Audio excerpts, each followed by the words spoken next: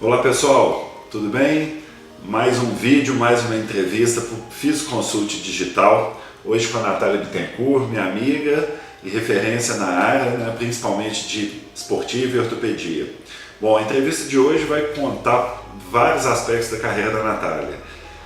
A parte de docência, onde ela chegou a fazer um doutorado e quem sabe um pós-doutorado em breve, a parte de cursos pelo Brasil inteiro, a parte de fisioterapia esportiva, hoje no Minas Tênis Clube, que é uma grande referência.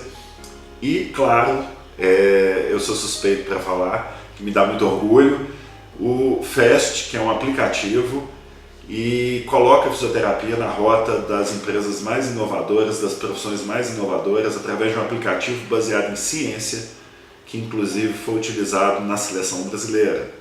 Então veja que exemplo magnífico de como empreender na fisioterapia de diversas formas.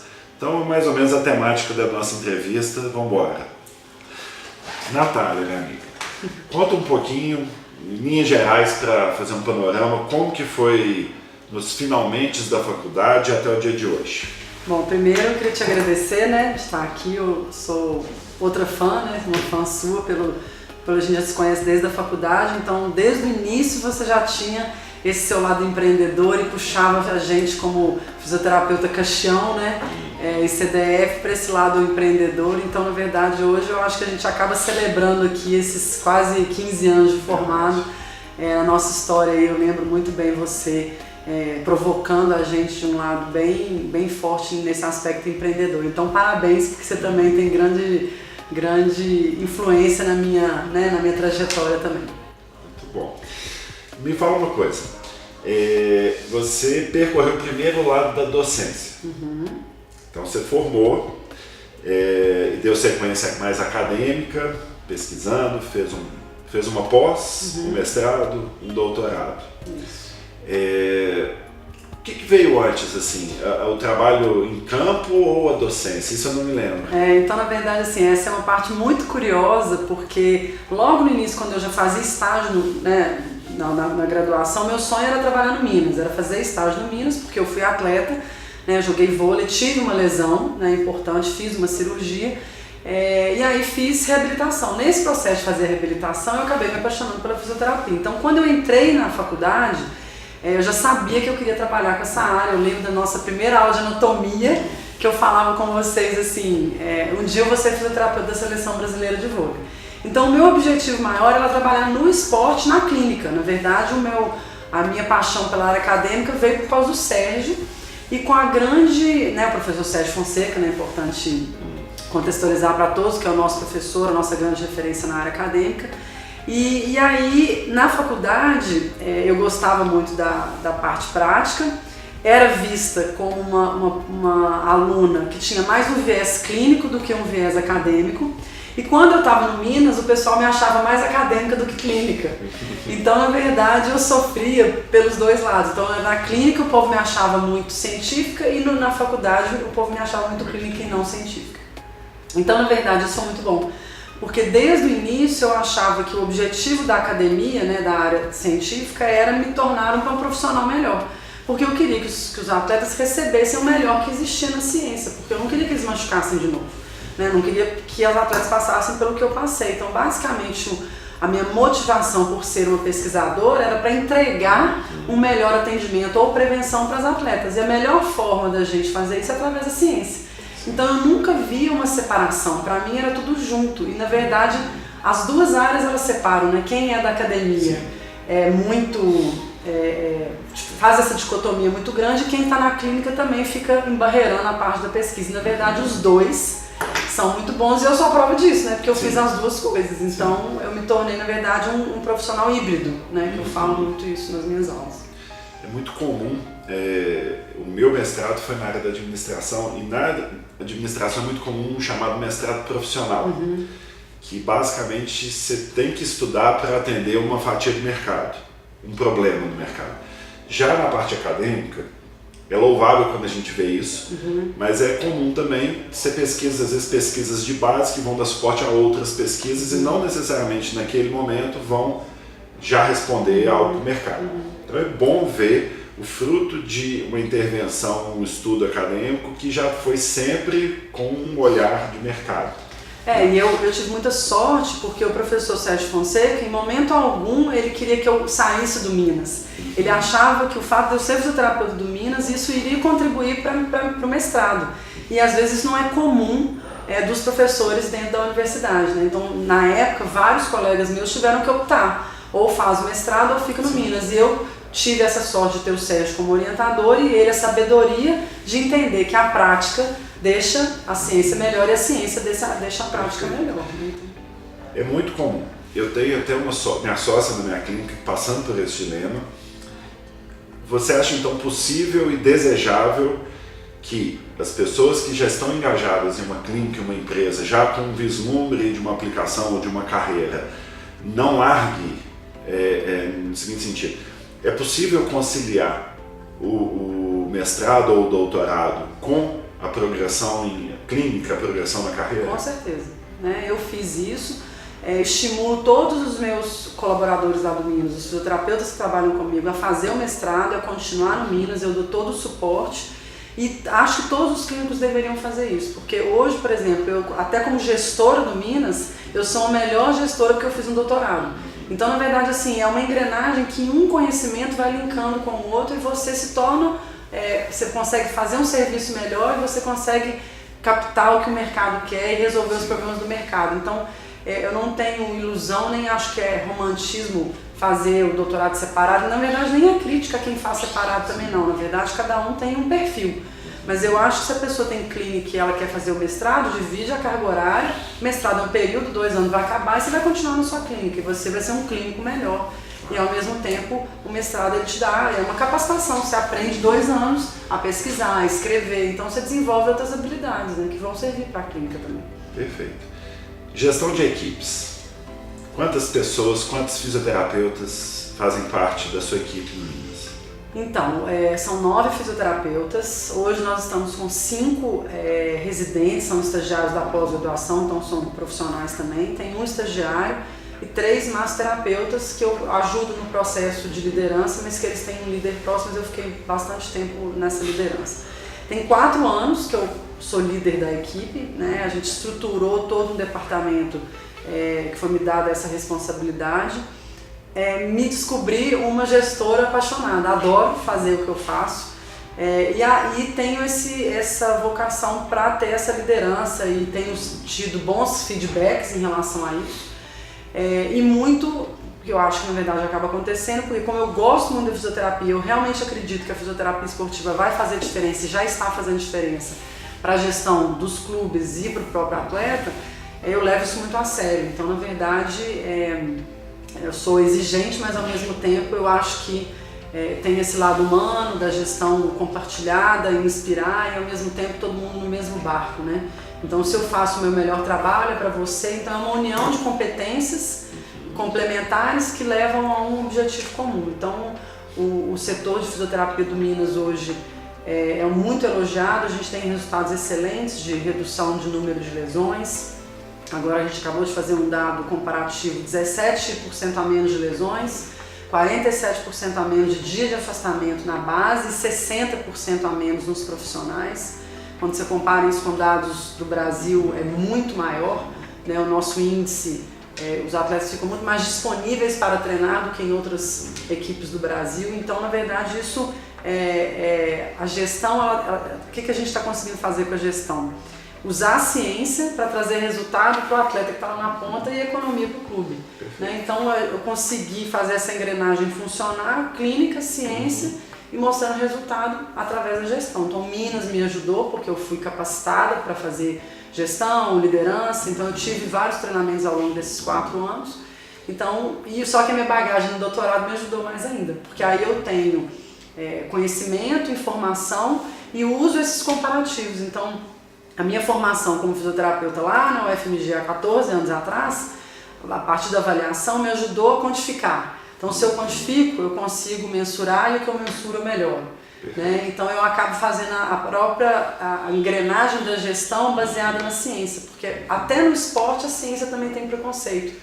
Então, às vezes o gestor do clube ele não entende o que a ciência vai trazer de melhor. Na verdade, eu tento fazer esse link, né? A ciência é uma prática sistematizada, assim como a gestão de processos, etc. Então, na verdade, eu estou fazendo a mesma coisa, só com a linguagem da ciência, que a área da saúde é isso. Lidar com a equipe é difícil, muito.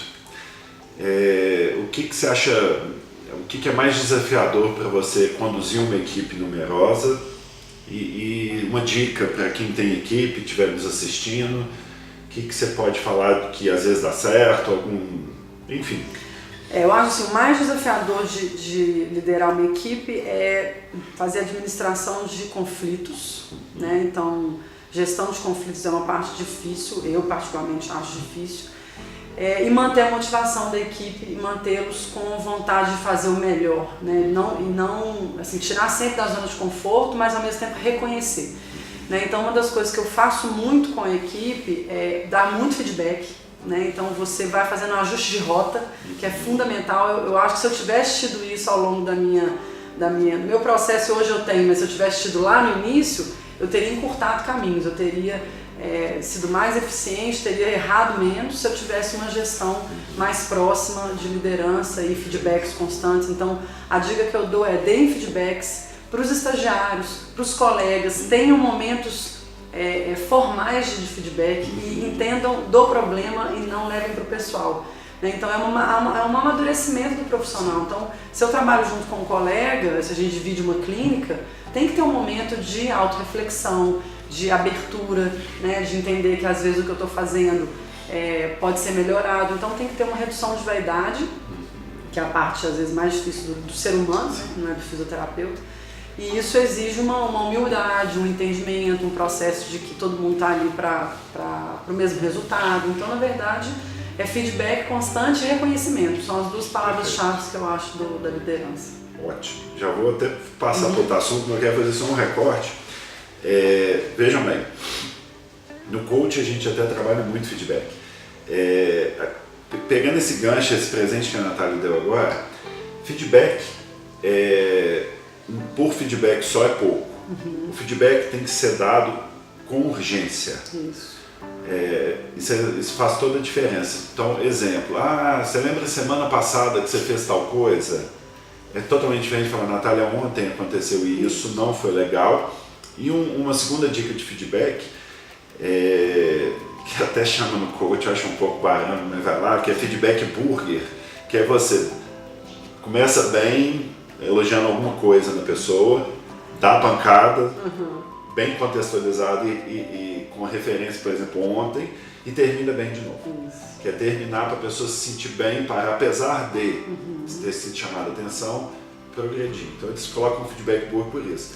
Parte negativa, parte positiva, parte negativa e terminar com positivo.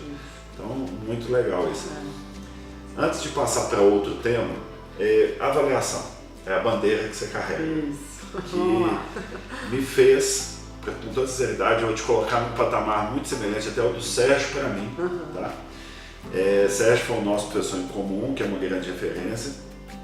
E claro que ele já tinha despertado para esse ponto, mas essa bandeira que você vem carregando, e eu aprendi a carregar junto, né? Deve ter uns 3, 4 anos que a gente já vem aprofundando mais nisso em conjunto.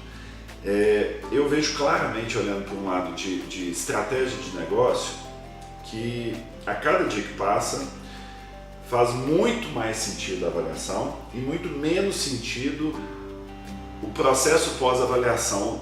Por exemplo, eu tive, nesse fim de semana, na pós uma discussão, e venho falando muito até com o George sobre isso.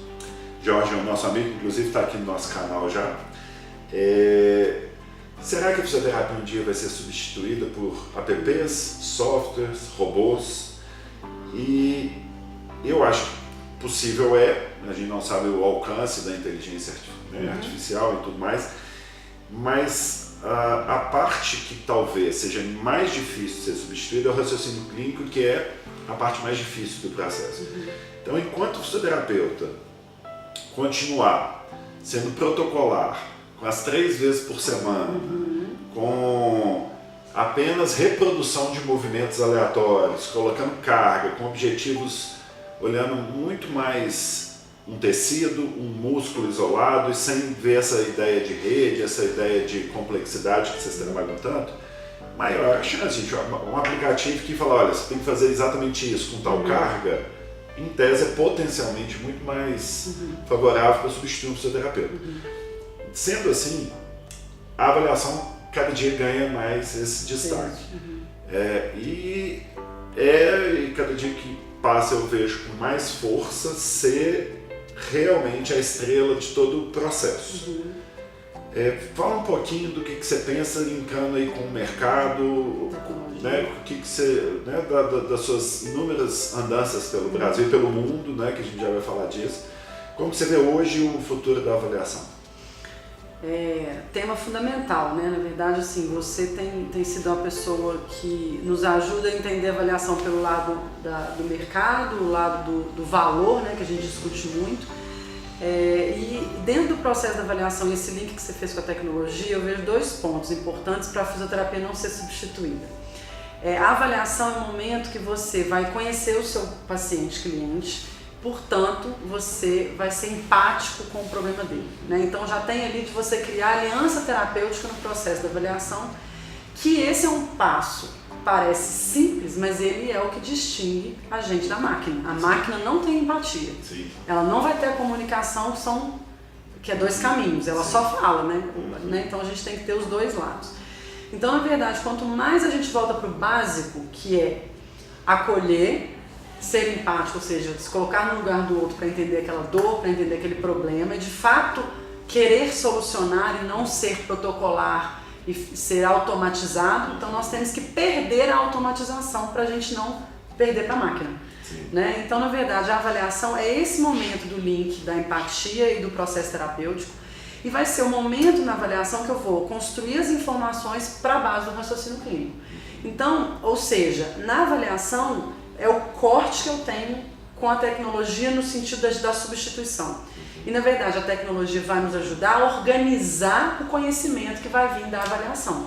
Então, o processo de perda de tempo, inserindo dado no Excel, tendo que fazer cálculo matemático, isso a tecnologia nos dá, porque aí eu gasto meu tempo com de fato é importante, que é o link com o paciente e fazendo com que aquela informação seja individualizada e o tratamento seja individualizado. Então hoje as pessoas querem acolhimento, elas querem atendimento e valor e qualidade. Eu só consigo fazer isso avaliando, porque senão eu entro num protocolo que a pessoa vai ficar numa máquina como se ela fosse uma fábrica de fisioterapia. Na verdade, a gente não pode deixar isso acontecer, senão a gente não vai conseguir ter o valor. Então, na avaliação é um momento mágico e é um momento chave para a gente fazer essas 2 partes importantes, criar o vínculo terapêutico e o raciocínio clínico. Então a avaliação, na verdade, é o que você falou, ela é a parte mais importante.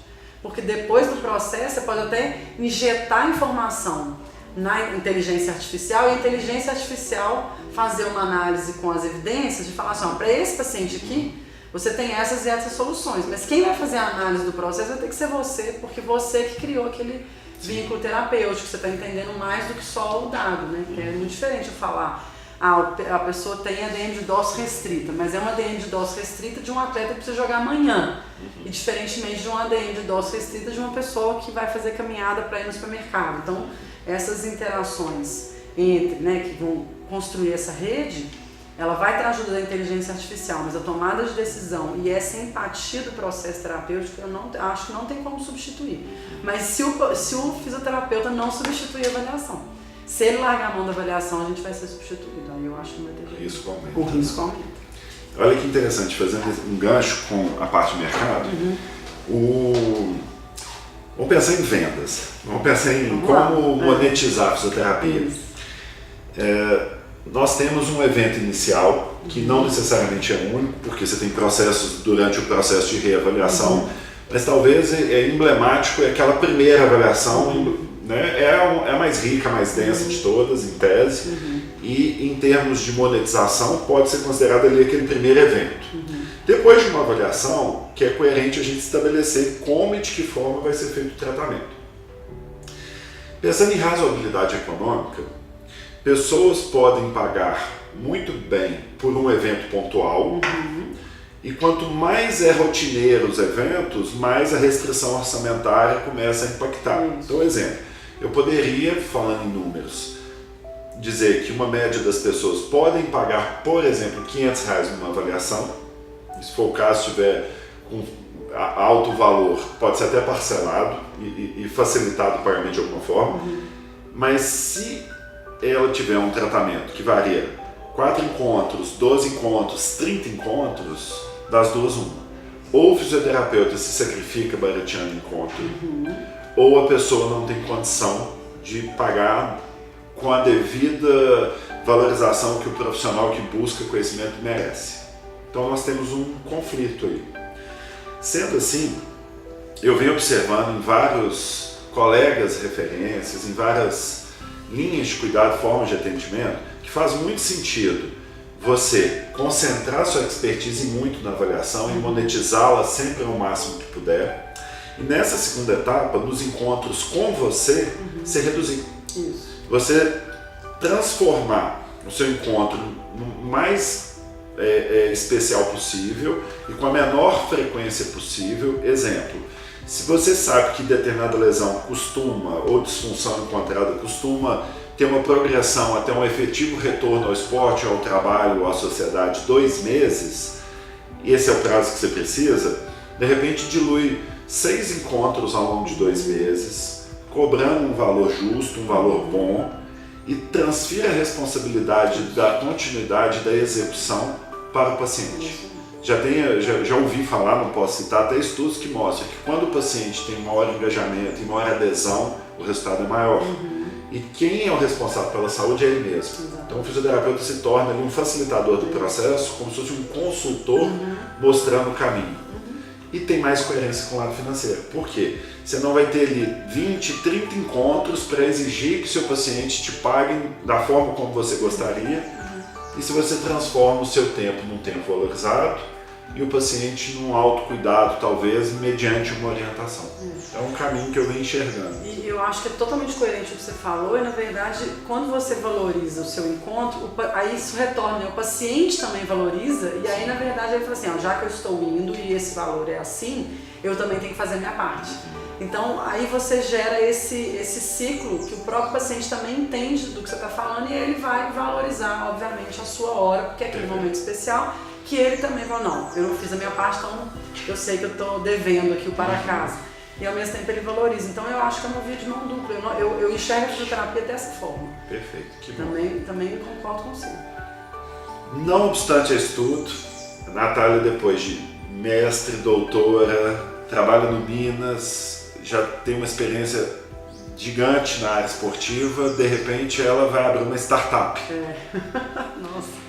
E a gente está numa época que parece que abrir startup é super simples, vai ter uma boa ideia, inclusive tem aplicativo para construir aplicativo hoje em dia, existe, reduzindo ao máximo a complexidade por trás disso, quando na verdade é muito antes pelo contrário, né? Então assim, conta a história do FEST, para quem não conhece, e eu gosto sempre de ouvi-lo novamente. A história do FEST, na verdade, o FEST foi um presente que nós ganhamos de um aluno, né? Então assim, é muito legal que realmente quando a gente fala que os alunos ensinam a gente, no processo de ensinar a gente aprende, é um pouco por aí também.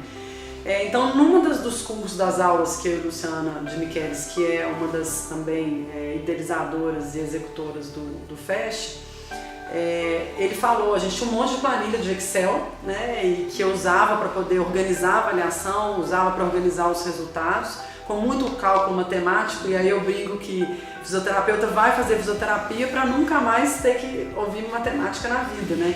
Então eu já deixava o Excel pronto, com as fórmulas todas prontas de matemática para facilitar a vida do meu aluno. E aí um dia esse aluno falou, professora, você devia juntar todas essas planilhas de Excel e fazer um aplicativo. E aquilo ali ficou guardado em 2014. E eu e o Luciano conversando. E aí eu cheguei à incubadora da UFMG, fui no Sebrae, fui descobrir se tinha que fazer CNPJ, se não tinha, aquela confusão toda. E aí numa dessas conversas com a incubadora da UFMG, o aluno, né, o menino que me recebeu lá, falou, ô Natália, você vai ter que mudar a sua trajetória, você vai ter que virar uma empresária. Então realmente pense se é isso que você quer. Eu levei um susto, eu falei assim, eu não quero deixar de fazer tudo que eu estou fazendo para ser empresária, eu não sei, é muito difícil tomar essa decisão. Eu não tinha terminado o meu doutorado ainda.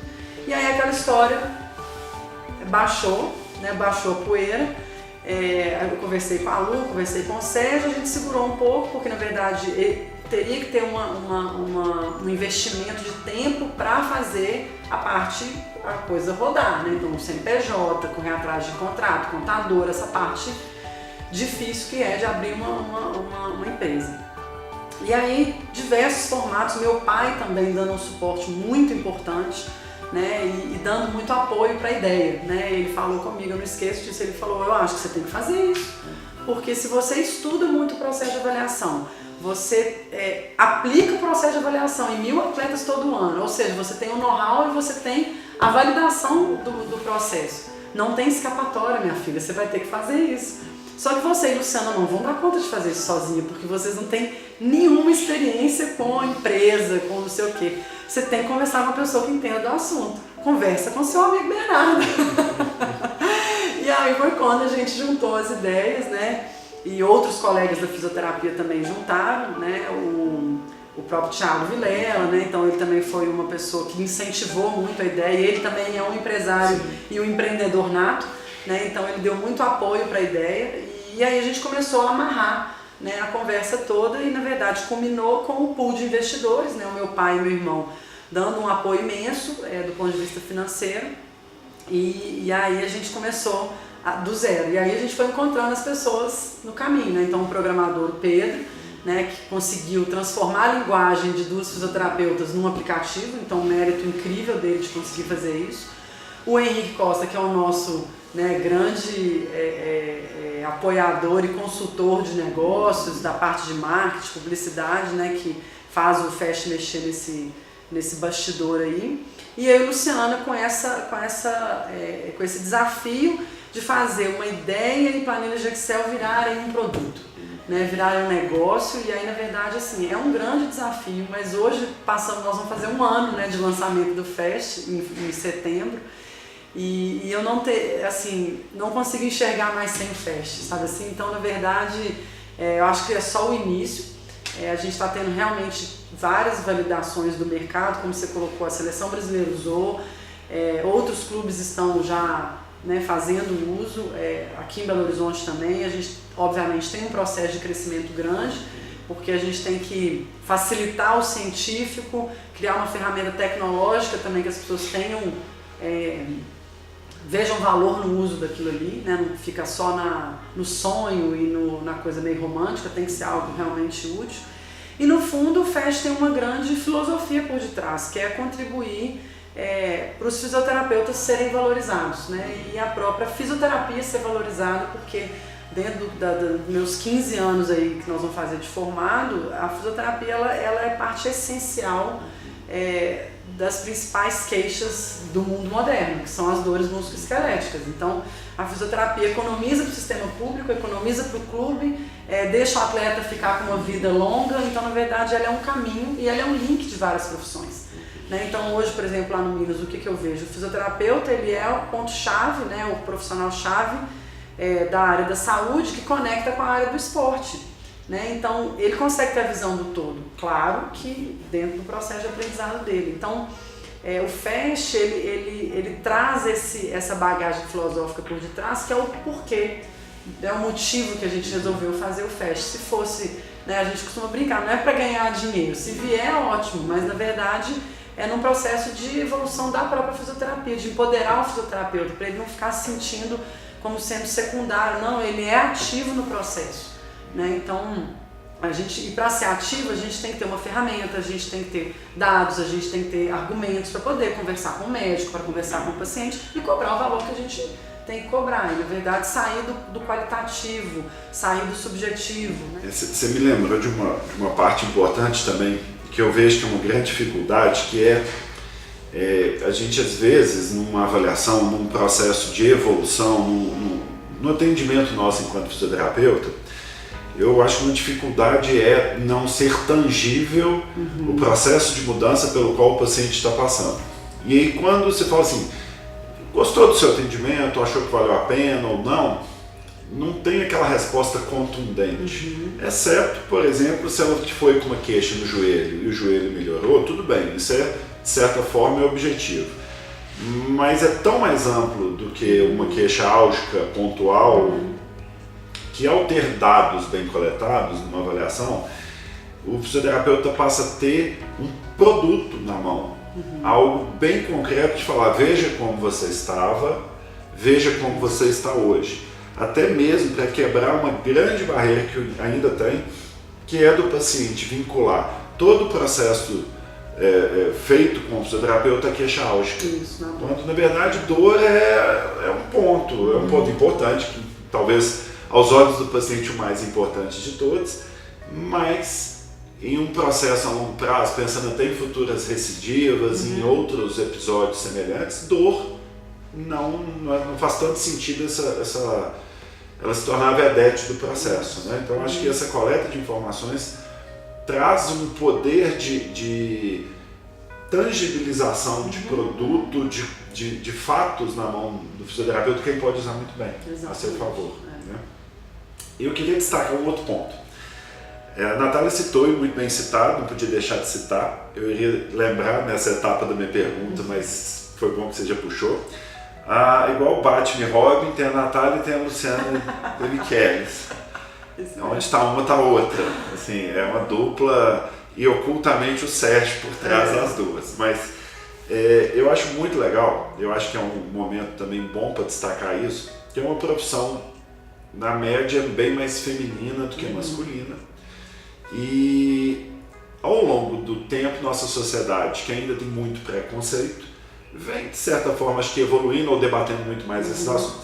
Então, quando a gente vê você, a Luciana, assim como tem outras mulheres na nossa profissão também com muito destaque, mas vocês levando a bandeira da fisioterapia esportiva, até mesmo no meio do futebol, onde é extremamente masculino e existe sim um preconceito enorme, né, por ser um esporte mais masculino, dá muito orgulho. Então, eu queria destacar aqui, queria que você falasse um pouco da trajetória aí das professoras, agora de cursos, de congressos. Eu sei que vocês já fizeram tanto que a gente ia ficar 4 horas aqui no mínimo falando, mas destaca alguns momentos muito importantes nesse processo, onde vocês estão levando essa bandeira. Então, essa parte é muito legal, né? Porque, de fato, assim, você destacou bem, a fisioterapia ela é essencialmente feminina, né? 80% são mulheres. Na área do esporte é o contrário, né? 20% mulheres e 80% homens. E aí, na verdade, a minha história e a história da Luciana, né? Aí eu vou falar um pouco mais da minha história por ter sido atleta e já estar focada para fazer isso. Eu sempre coloquei o meu sonho de trabalhar com esporte acima de tudo. Então, eu tive dificuldade ao longo do meu processo, né? Eu falo isso com as alunas, as pessoas que, né, dando aula, dando cursos, as pessoas me perguntam isso, mas como é que você chegou onde você chegou? Você não desistiu em momento algum? E eu falo isso, eu gosto de repetir isso. A grande diferença, eu nunca fui a mais inteligente da sala, você sabe disso. A minha nota não tirava A, não tirava 90, mas eu sempre soube o que eu queria e eu nunca desisti. E eu sempre fui esforçada. Né? Então, assim, se eu demorava eu lembro que a gente fazia prova de cinesiologia, nós fizemos prova de cinesiologia juntos. E você muito objetivo, eu lá escrevendo minuciosamente, articulação, taça, falangiana, papapá. E eu sempre tive esse cuidado e esse esforço de fazer tudo, porque eu tinha dificuldade em algumas matérias, alguns conhecimentos, mas eu não deixava de desistir. E isso foi assim também na minha trajetória profissional. Então, na seleção brasileira, por exemplo, de categorias de base, eu era a única mulher da comissão técnica. Né? Então, eu tinha que ser muito profissional e levar muito conhecimento para isso ser meu diferencial e não o fato de eu ser mulher. Né? Então, na verdade, assim, isso ficou sempre muito claro para mim e, na verdade, isso me forçou a estudar mais. Então, de uma dificuldade, eu tornei aquilo ali uma oportunidade. Porque se eu tinha que discutir com o técnico, ele já me olhava porque eu era menina, né? Já era nova. Eu formei com 23 anos e meio, eu já estava na seleção brasileira. Ex-atleta. Então, eles mais me viam como ex-atleta que como fisioterapeuta. Então, se eu não viesse com conhecimento muito embasado, eu não ia ter voz ativa na comissão técnica, né? E numa profissão que ainda estava em crescimento, que é a fisioterapia esportiva. Hoje ela já está mais, né, sedimentada aí no meio do esporte. Então, eu trazer a ciência e eu me colocar muito profissional, até do ponto de vista assim, de roupa que eu colocava, do cabelo preso, até detalhes que eu achava importante naquela época, me deixavam mais segura para poder enfrentar os desafios. Né? Então, dentro do Minas, eu já tive em equipes de vôlei masculino, né? A Marcela já trabalhou na equipe masculina do futsal, a Marcela Gomide. Então, é importante deixar que nada foi fácil, sempre teve dificuldade, mas a minha persistência em seguir o caminho sempre foi acima de tudo. Né? Então, na verdade, esse que é o ponto importante. E aí, dentro do destaque dessa parte da gente dando aula, dando curso, um ponto importante foi quando a gente decidiu fazer o Congresso do Comitê Olímpico Internacional. Né? Então, assim, foi uma decisão que eu e Luciana, a gente decidiu fazer, não, vamos submeter o workshop do Congresso do Comitê Olímpico, com 2 fisioterapeutas do esporte e professoras. E a gente não sabia se ia ser aprovado, e ele foi aprovado por 2 vezes, né, em 2014 e 2017. Eu sempre conto que é muito difícil, porque a gente tem que apresentar 50 minutos em inglês, né, para uma plateia internacional. Então esse foi um ponto de corte mesmo da nossa trajetória, e ele é simbólico porque somos nós duas. Né? Então assim, ele reforça a nossa história como colegas e ao mesmo tempo reforça a história das 2 mulheres fisioterapeutas no esporte apresentando um workshop prático dentro do Congresso do Comitê Olímpico Internacional. Né? Então isso aconteceu por 2 anos, a gente sempre, né, uma coisa que é legal você puxar isso, porque aí eu vou lembrando das coisas que vão acontecendo. Né? Então, há 10 anos atrás eu resolvi ir no primeiro congresso que teve de prevenção de lesões, que foi na Noruega. Então, para eu conseguir ir para a Noruega, eu não tinha dinheiro, o que eu tive que fazer? Pedir uma parte para o LAPREV, porque a gente ia apresentar trabalhos pelo LAPREV, então o LAPREV pagou minha passagem São Paulo, Milão, e a seleção brasileira pagou Milão-Oslo. Olha pra você ver, e Oslo, Tromsø, que é o nome da cidade, que era 300 quilômetros acima do Círculo Polar. E Luciana ia comigo, porque iam as 2, só que ela ficou grávida e não conseguiu ir. Então eu fui nesse congresso e aí conheci os pesquisadores, me apresentava, eles ficavam com o olho arregalado, porque uma brasileira sozinha lá na Noruega. E muita coragem, né? Porque ao mesmo tempo que você pensa ficar sozinha, mas ao mesmo tempo, não, eu tenho lá para um objetivo que é apresentar o trabalho e tal. E aí no outro congresso eu fiquei grávida e Luciana foi. E aí em 2014 a gente conseguiu ir juntas apresentando o workshop. E aí esse ano, no final do ano passado, a Luciana foi eleita diretora da IFISPT, que é a Federação Internacional de Fisioterapia Esportiva, que foi uma vitória muito grande para o Brasil e para a fisioterapia esportiva e para as mulheres, porque ela é uma mulher. E esse ano eu fiquei, né, muito feliz com o convite de participar, de ser membro da comissão científica do Congresso do Comitê Olímpico Internacional. Né? Então são 22 pessoas no mundo, e essa é a primeira vez que uma comissão científica é 50% mulher, 50% homem. E eu sou a representante fisioterapeuta mulher no Congresso do Comitê Olímpico Internacional. Então, na verdade, agora nós estamos colhendo o fruto que nós plantamos há 10 anos atrás, há 15 anos atrás, e mantendo sempre o objetivo de fazer a fisioterapia. E, na verdade, eu acho que o nosso grande diferencial nessa história toda, e aí eu te falo, né, assim, a gente vai resgatando, é juntar a prática com a ciência. Então, assim, em momento algum eu fui radical. Eu sou fisioterapeuta da seleção brasileira e não quero fazer mestrado. E nem ao contrário. Então, isso acaba contribuindo, de certa forma, para tudo que está acontecendo. Né? Tanto eu ser gestora, como fui 10 anos fisioterapeuta beira de quadra, né? E agora nessa parte científica que vai uma coisa agregando para a outra. Né? Então, esse histórico é muito legal e de certa forma a gente, né, assim, quando eu falo, eu fico orgulhosa mesmo, porque eu comecei lá atrás como atleta e agora, né, a gente está colhendo todos esses frutos e ao mesmo tempo empreendedora com o FAST, né, porque aí na verdade é 1000 coisas, né, só mulher consegue fazer isso. Eu tenho quase certeza que sim. Porque são muitas, né, o meu dia é dividido em FAST, Minas, UniBH, mãe, né? Então assim, é realmente multitarefas. Eu acho que isso aí é uma habilidade biológica interessante. Sem dúvida. E eu destaco nessa linda trajetória, Nath, o que eu falo muito em curso, né? Quem já fez. Aliás, eu não falo, eu cito McClelland, que é uma referência em comportamento empreendedor, E algumas características que ele pesquisou e que eu cito em curso, uma das 10 que ele coloca é a persistência. Então você vê, fica claro na sua fala, na sua trajetória, a palavra persistência. E eu faço outro link também que me veio agora, que tem tudo a ver com marketing digital. Onde muitos perguntam como que eu capto o paciente, como que eu capto o cliente, como que eu faço acontecer, como que eu consigo alavancar minha carreira na fisioterapia, enfim. Notem, no tempo, é muito contundente a palavra tempo na vida da Natália e da Luciana também, que vocês estão colhendo frutos de decisões tomadas e de N esforços feitos nos últimos 10 anos, 14 anos talvez, ou até um pouco mais, dependendo de até onde a gente começa a história. Então, eu acho que vale sublinhar essa parte da sua fala e servir de exemplo a quem estiver assistindo, que, pessoal, retorno em carreira, retorno financeiro, retorno qualitativo, ele vem, algum dia ele vem, mas se e somente se tiver todo um merecimento ao longo do processo.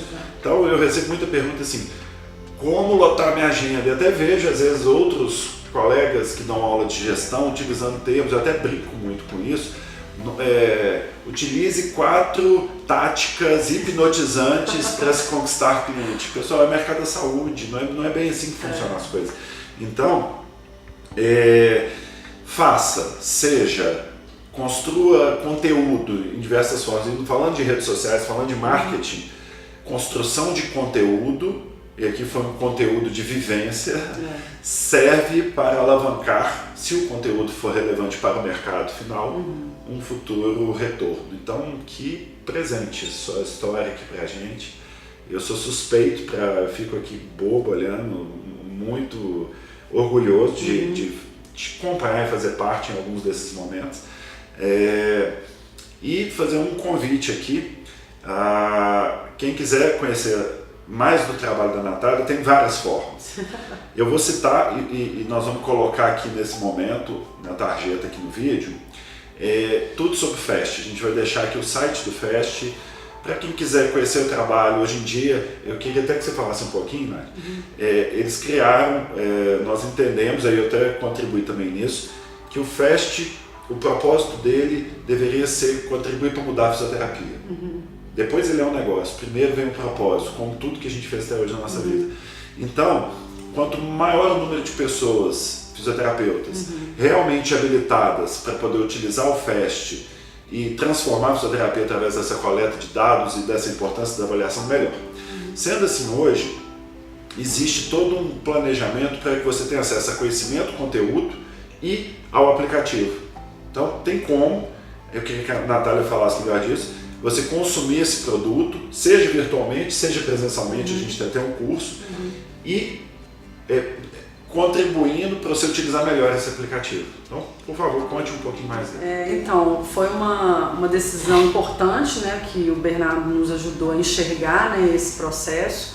E aí o FAST, na verdade, hoje ele virou um canal FAST, né? Então a gente tem o FAST Premium, que é a possibilidade de você usar os créditos ilimitado e ao mesmo tempo acessar todo um canal de informações e de conteúdo de alto nível científico, né? Como a gente já colocou aqui dessa nossa integração entre ciência e prática, porque na verdade assim, era muito mais fácil deixar guardado pra gente e não divulgar, mas eu e Luciana, a gente entende que quanto mais se compartilha, mais a gente consegue chegar no objetivo de contribuir com a fisioterapia. Então, o canal FAST, ele é a nossa rede de pessoas, de conhecimentos que a gente tem na sua casa, no seu computador, de uma maneira muito prática de você se manter atualizado e ao mesmo tempo é a forma de você entrar na minha cabeça e na cabeça da Lu. Né? Então, assim, como que a Natália e a Luciana pensam em fisioterapia? Está lá no canal FAST, porque todo o conteúdo é pensado com esse cuidado metodológico, esse cuidado científico e ao mesmo tempo com o uso dessa informação na prática. Então vocês não vão ver uma aula que vocês não vão usar, vocês vão usar todo o conteúdo ou a maior parte deles, porque foi um conteúdo construído através da prática. Então, na verdade, ela é cíclica, né? Ela não é separada. Então, um preço super acessível, né? Você consegue acessar R$40, R$50 por mês é um preço baixíssimo frente ao benefício que você vai ter de capacitação constante e com o conforto de você estar em casa, com a facilidade, porque hoje a gente tem que usar a tecnologia para nos facilitar. Então, em vez de você gastar dinheiro, de você estar ali o tempo inteiro se deslocando, porque hoje tempo a gente tem esse dificultador, em casa, você no sábado de manhã não tem nada para fazer e cria essa rotina de estudo. Então, é uma forma que a gente teve de expandir e de levar para todos os cantos do Brasil e fora do Brasil o raciocínio clínico, a forma como a gente entende fisioterapia e, obviamente, um conteúdo que já tem pelo menos 15 anos de construção e com colaboradores, né? Então é importante até deixar claro aqui que o canal FAST não é só aula minha e da Luciana, a gente já tem outros conteúdos, o professor Sérgio Fonseca, os nossos colegas que têm também esse mesmo perfil prático e científico, então na verdade vocês é que vão aproveitar bastante e obviamente a gente vai construindo isso ao longo do E você está esquecendo de um grande diferente, ao participar do canal, o aplicativo FAST permite o uso ilimitado. Você chegou a falar? Então, para destacar, permite o uso ilimitado. Então, agora, como consultor, como negócio, quanto que você pode agregar valor na sua avaliação? Então, é algo fantástico, é para transformar a fisioterapia mesmo e é para valorizar a nossa profissão. Então, fica aí o convite, vocês vão ter o link aqui para acessar, vale muito a pena. E aí eu acho assim, importante destacar quando o Bernardo traz um pouco da dupla, né, eu e a Luciana, isso é uma coisa muito interessante, porque na verdade a gente só chegou aonde a gente está hoje por esse trabalho em dupla, né? Nem eu sozinha ia conseguir, nem a Luciana sozinha. E nem o FAST iria existir se não houvesse Bernardo, Henrique, Thiago, meu pai Roberto, meu irmão Gabriel. Então, na verdade, essa história, né, é uma história de equipes, é uma história de compartilhamento e, na verdade, de muito aprendizado em comum, né? Então é importante destacar isso, porque às vezes as pessoas ficam com medo do outro e na verdade se você traz o outro para junto de você, você cresce muito mais, né? Então uma vez meu pai ele falou assim, você e Luciana são muito sábias porque vocês poderiam ser as maiores concorrentes uma da outra. E na verdade, em vez de concorrentes, vocês viraram grandes aliadas e vocês se tornaram algo maior do que vocês duas, que é o FAST, né? Então o FAST na verdade ele não é a soma de nós duas, ele é muito maior do que nós duas e o canal FAST, obviamente, então é legal recapitular isso, porque de certa forma você com pessoas do seu lado que querem o bem, querem construir um projeto, vira isso, né? São 15 anos de convívio que na verdade criou ferramentas e fez a gente chegar onde a gente chegou, né? Então, muito bem. Legal. Bom, só tenho a agradecer, aceitou de forma espontânea o pedido aqui para participar da nossa entrevista, do nosso canal. Tem ainda muito mais sucesso do que você já tem, porque eu vou ter certeza que a fisioterapia vai cada vez mais ficar alinhada com valorização, que também é a minha bandeira. Então, muito obrigado. De nada, eu que agradeço. E continuamos juntos nesse propósito. Com certeza. Show de bola, obrigada. Tchau, gente. Obrigada. Um abraço, até a próxima, pessoal.